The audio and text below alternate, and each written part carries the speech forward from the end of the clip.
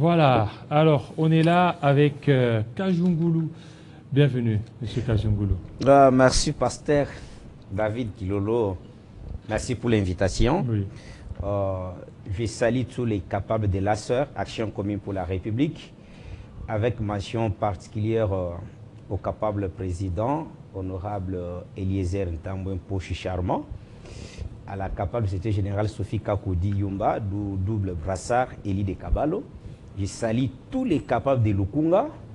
Vous nous aviez demandé, j'y serai candidat en 2028 à Lukunga. Je vous rassure, tout Lukunga nous a exigé, Jean-David, que je n'aille plus postuler à Mweneditu à la nationale et j'irai à Mweneditu aux élections provinciales.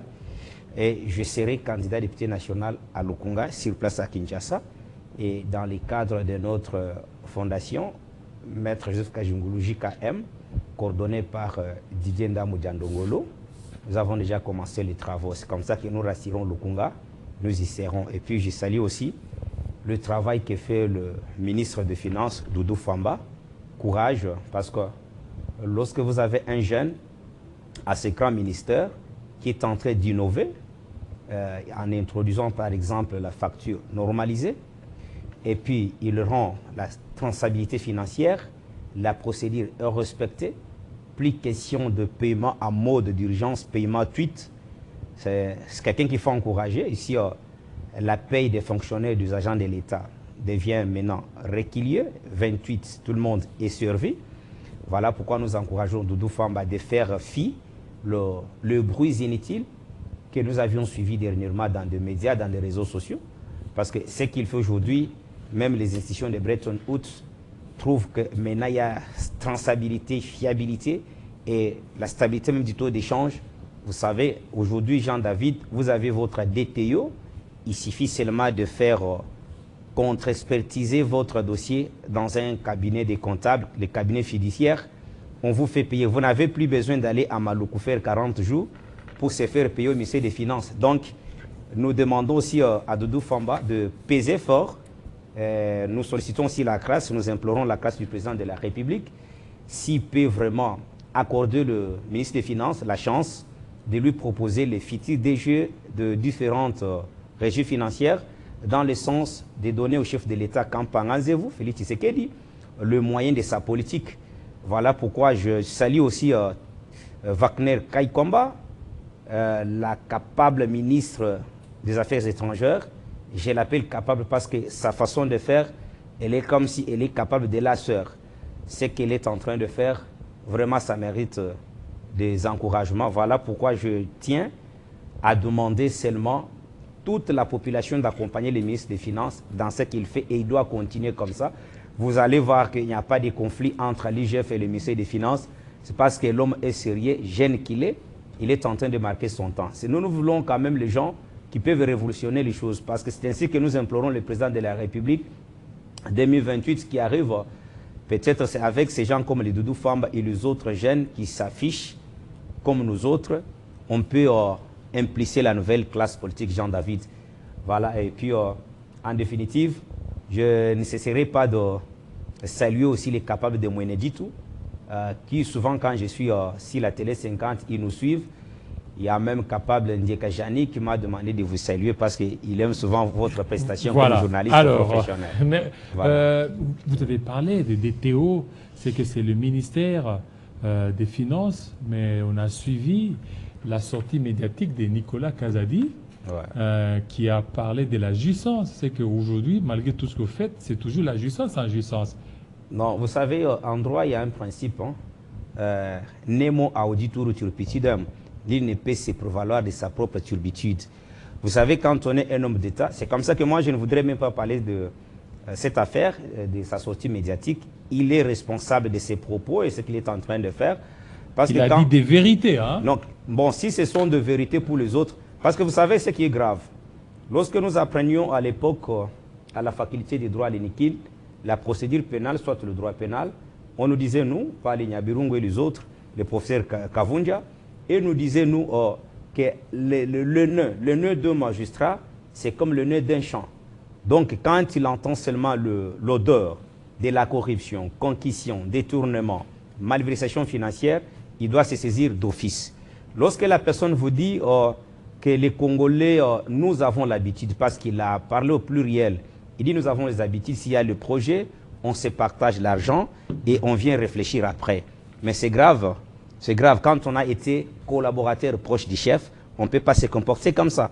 Et moi, je pense que la justice doit faire son travail. Nous sommes ici dans l'esprit de Montesquieu et la séparation de pouvoir. N'attendez pas, parce que le chef de l'État, Félix-Antoine Tshisekedi Tshilombo, il ne s'ingère pas dans les affaires judiciaires. Que le magistrat n'attende pas, le procureur général près la Cour de cassation ne peut pas attendre l'injonction du président de la République. C'est comme ça que vous verrez, même les dossiers Bokanga Lonzo, moi je suis contre le jeu des ping-pong, surtout comme ça provient de l'Assemblée nationale, ça doit cesser. Parce que la Constitution dit que le pouvoir législatif ne peut jamais interférer dans la gestion, soit dans l'administration du pouvoir judiciaire. Mais s'il y a des dérives... Quelles dérives dont vous parlez? Parce que ici, vous n'allez pas condamner un député qui a ses humilités et puis aller en prison avec écoute, ses humilités. Je ne dis pas qu'un député sera condamné, mais il faut savoir dans quelle casquette la personne est poursuivie. Moi, je ne suis pas là pour faire le procès d'intention. Vous savez, vous avez l'article 163-164 de la Constitution qui vous parle du juge, soit de la juridiction pénale du président et du Premier ministre. Vous savez, ce vide juridique doit être comblé. C'est pourquoi vous voyez, nous autres, nous demandons à la population de Lukunga de nous faire grâce. Lorsque nous serons dans l'Assemblée nationale, on va impliquer plusieurs réformes. Vous savez que dans ces pays, si vous réfléchissez beaucoup plus, vous allez vous rendre compte, quelque part, c'est comme si l'ancien Premier ministre n'a pas son juge. Cependant qu'il en a un juge. Parce qu'il faut placer les trois compétences. Vous avez la compétence matérielle, la compétence territoriale et la compétence, je peux dire, personnelle. Si vous retournez par rapport à la compétence matérielle, toute personne, tout Congolais est jugeable dès qu'il commet l'infraction de 0 à 5 ans, même au niveau de tribunal de grande instance, il est jugeable. Mais lorsque nous sommes maintenant dans la compétence personnelle, c'est là qu'arrive maintenant, parce que vous êtes député, vous êtes sénateur, on commence à chercher le préférentiel. C'est comme ça que vous aviez vu l'honorable Eliezer Ntambwe, pour ne pas le citer, dans sa casquette de député national, il a déposé une proposition modifiant la loi sur le statut des anciens chefs d'État et les anciens chefs de corps constitués. Ce n'est pas pour rien, parce que lorsque vous avez, par exemple, dans des vieilles démocraties, les États-Unis, la France et les autres, vous aviez vu Sarkozy devant les instances pendant 6 ans, 7 ans, si je ne m'abuse pas. Mais qu'est-ce qui explique que chez nous, lorsqu'un ancien gestionnaire est entré en justice, les gens vous disent que c'est de l'acharnement. On est quelle société? Or, toute loi, lorsqu'elle est votée, on vous dit que la loi est une loi lorsqu'elle est assortie d'une sanction. Et lorsqu'on sanctionne, c'est pour corriger les citoyens, pour que les futurs gestionnaires ne puissent pas tomber dans les mêmes bêtises. Lorsque les gens se permettent, par exemple, on a parlé du dossier de l'ancien ministre des Finances, est-ce que lui a le droit, lorsque la classe sociale congolaise a décrié le lampadaire, les forages, il pouvait se taire. Vous savez, on peut tout dire, permettez, je ne défends personne, moi je suis rationnel. La justice l'a blanchi. Écoute, moi je suis rationnel, Jean-David, parce que je suis un homme d'État. Prenons, je veux parler de procès 100 jours. Quand vous parlez de procès 100 jours, vous aviez Vital Kamerhe qui était totalement lavé par la justice. Tu vois cette instance-là, même si tu dis que non, Kamerhe n'a pas été condamné, mais il va vous brandir les décisions de la justice qui l'ont vraiment lavé totalement. Vous êtes passeur. Lorsque la personne commet un péché et qu'il demande, il se répand, il demande pardon. S'il est déjà pardonné par Jésus-Christ, même si vous les hommes, vous les taxez qu'il a péché, devant le Seigneur, il est déjà saint et sauf, sans tache ni ride, ni rien de semblable. C'est comme ça que Matata devrait toujours. Moi, les contrats, c'est quoi? Lui, il devait faire quoi? Les contrats, c'est quoi dans cette affaire? Vous aviez par exemple notre grand maître, Nyabirungu Mwenyesonga, que j'ai sali, c'est lui qui a signé sur nos relevés. Il s'est présenté plusieurs fois dans des audiences. Mais qu'est-ce qui fait qu'ils se sont retirés? Ils étaient là en vertu de quoi? Ils se retirent en vertu de quoi? C'est ainsi, nous devons encourager l'honorable Eliezer Ntambwe qu'on aille. Parce que, écoute, prenons la disposition là. Lorsqu'on parle l'article 163, 164, que la Cour constitutionnelle est la juridiction pénale du président et du Premier ministre. Littéralement parlant, ça sous-entend quand ils sont en fonction. Et l'article est resté muet. Mais s'il faut réformer, c'est là où, lorsque nous disons, quand les chefs de l'État parlaient, que nous devons procéder à la réforme constitutionnelle, les gens voyaient seulement que non, la personne veut s'éterniser au pouvoir.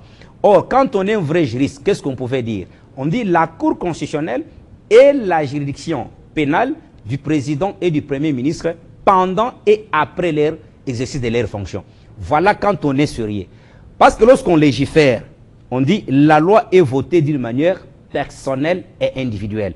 La loi ne vise personne. Le législateur, quand il le réfléchit, il commence par être un sociologue. Il vise la société. Il voit ce qui se passe dans la société, il propose une loi. Et une loi, elle arrive, c'est pour corriger une cohérence, combler un vide. Mais ici, vous avez les anciens chefs de corps qui n'ont pas de juge. C'est grave. Mais ils sont en train de crier, ils n'ont même pas honte. Vous aviez géré, on vous interpelle à la justice, vous dites que non, je ne suis pas justiciable devant la Cour constitutionnelle. C'est grave. Or, nous savons que cette même Cour, elle se comporte à la fois alors, mais pourquoi, juge constitutionnel vous voulez que et juge de la légalité. Ou cette Cour se prononce sur les dossiers Boukangalonzo alors que les dossiers lampadaires, il y a déjà un innocenté. Mais écoutez, c'est la justice. Les lampadaires et autre chose. Vous savez, ce que moi je peux demander, je ne sais pas s'il y a une décision qui a lavé totalement les dossiers lampadaires. C'est ainsi que moi personnellement, si je peux solliciter auprès du président de la République, nous méritons d'être nommés procureur général près la Cour de cassation. Parce que la rigueur qui nous caractérise, on va arrêter tout le monde. Vous avez fait les droits. Je suis un avocat, je suis un juriste. Je finis à droit économique et social à l'INIKIN. Je vous ai toujours répété plusieurs fois ici. Tous les grands professeurs là m'ont enseigné. Les Kabangé, les Balanda, les Lokombe. Quand le conseil spécial du chef de l'État en matière de sécurité ici assistait le professeur Lokombe en droit des sociétés. Et je crois que ça vous dit quelque chose parce que vous êtes là.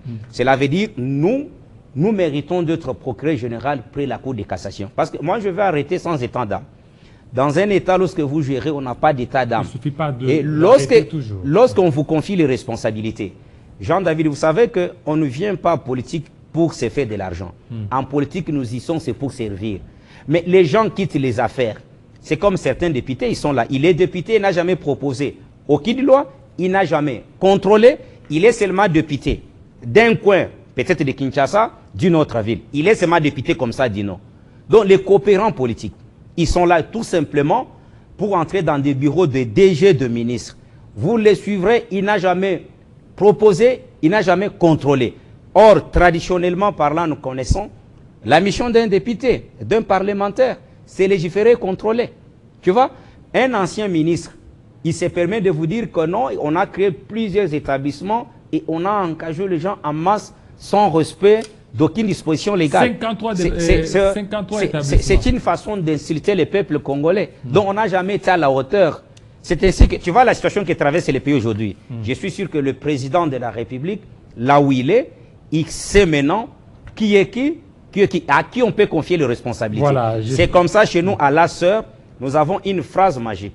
Nous disons le pouvoir de l'amour et non l'amour du pouvoir. Voilà, nous avons à peu près 13 députés nationaux, mais nous n'avons pas même un vice-ministre. Mais nous sommes là seulement pour sauver et parler République. Voilà, alors, parce que vous devez aller à d'autres préoccupations. Pour terminer, les deals miniers RDC, Rwanda, États-Unis d'Amérique. Voilà, est-ce que ce n'est pas un bradage des ressources naturelles? Aucunement rien. Ici, l'endroit qu'il faut sous la haute autorité du président de la République, Félix Antoine Tshisekedi Kampanganzevu, féliciter Madame Wagner Kaikwamba, qui a ouvert pour la RDC le bloc anglophone, qui nous était fermé pendant 18 ans. Parce que dans le monde aujourd'hui, personne ne pourra me contredire, le bloc qui compte et qui est fort, c'est le bloc anglophone. Les 18 ans durant, le Congo a été écarté par ces blocs. Aujourd'hui, Kaikwamba arrive sous le jus de l'autorité du président de la République, il nous ouvre ces blocs. Les Américains, ils ont été informés par les Français, par les autres, pour dire les conflits entre les petits Rwanda et la RDC est insolvable. On ne peut pas résoudre ces conflits. Mais les Américains disent, mais comment on a atteint aujourd'hui les principes d'accord, qui est un cadre organique. Et vous aviez appris hier, le secrétaire d'État aux Affaires étrangères, qui donne même le calendrier, les chronogrammes, jusqu'au mois de juin, parce que d'ici 2 semaines, selon les informations de notre possession, ils pourront se rendre. Les 2 délégations ont déjà déposé chacune plutôt les propositions de ces deals. Mais ce qui compte pour moi, c'est quoi? Il faut qu'on dise à notre peuple la vérité. À part ces bilatérales, disons, le contrat entre Congo, Rwanda et États-Unis, nous avons le bilatéral entre nous, la RDC et les États-Unis, qui demandent, avant de procéder à ces bilatérales, nous devions d'abord mettre fin à ces conflits inutiles et injustes. On a tué 30 ans durant. Et le Rwanda s'est fait une économie sur le mensonge et sur les sangs congolais. Mais vous avez un Congolais de souche qui arrive, Félix Antoine Tshisekedi Tshilombo, pas l'amour du pouvoir, mais il s'ouvre maintenant à ce bloc anglophone. Nous atteignons, je vous donne un fait, dans le monde, vous avez la Corée du Sud, le Japon, l'Allemagne, l'Afrique du Sud. Tous ces pays-là payent 1 milliard l'an aux États-Unis pour leur sécurité. Et en Allemagne, ils ont à peu près 145 contrats bilatéraux dans le monde. C'est comme ça que vous verrez que l'Allemagne, c'est la première économie européenne. Ici, le lieu de fixer les esprits des Congolais. Qu'on ne vous mente pas qu'on est en train de brader nos minéraux. Rien. Parce que les Rwandais en a exploité 30 ans durant sans notre accord. Voilà, aujourd'hui, nous sommes en train de prendre le rêne. On parle bien dans ces accords, l'accord de principe, la souveraineté de chaque État.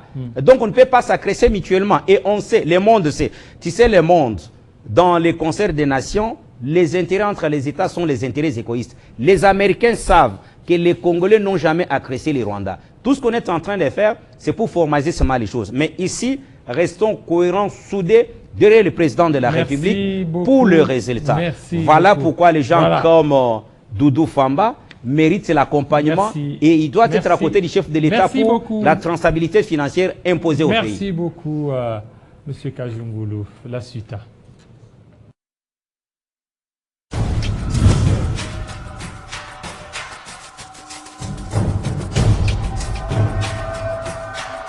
Télé 50, simplement congolais.